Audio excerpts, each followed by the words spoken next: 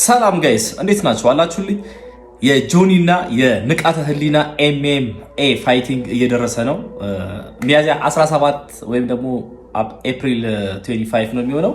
እስቲ ከዛ በፊት የጋዜጣዊ መግለጫቸው ላይ የተፈጠረው ነገር አንድ ላይ ሪያክት እናድርገው አይሻልም?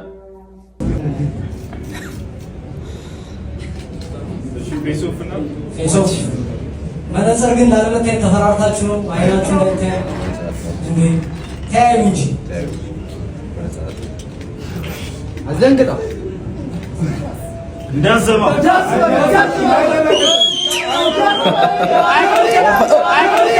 ዋት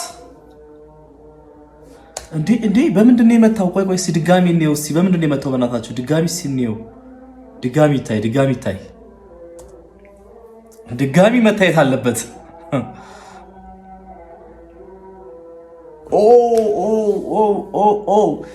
እንቁላል በኪሱ ጆኒ እንቁላል ይዞ መጥቶ ነው። እኔ መጀመሪያ የመሰለኝ ምንድን መሰለኝ ታውቃላችሁ?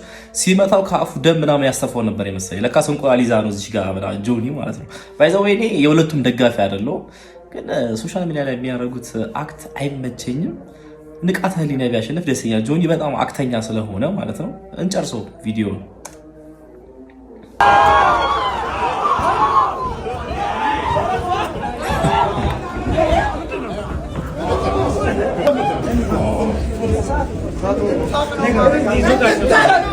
አግኝተሽዋል በደንብ ነው። እዚህ ጋር ላይ ያገኘው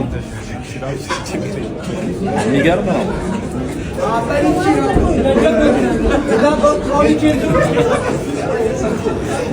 ኦ ማይ ጋድ ሲሆን ወደ ውስጥ የምገባው እንዳያሳስብ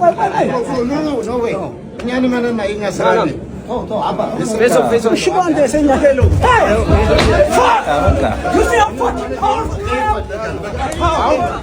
በቃ እንግዲህ ጆኒ አቅመሰዋለች፣ ለእንቁላል ታርጋ አቅመሰዋለች። እንግዲህ ማንም ያሸንፍ ይመስላችኋል? እስቲ ግምታችሁን ከኮሜንት ላይ ደቅ አድርጉ። ፋይቲንግ ይላል፣ ኤምኤምኤ ቦክሲንግ ፋይቲንግ ይላል። ይመቻችሁ። ሰብስክራይብ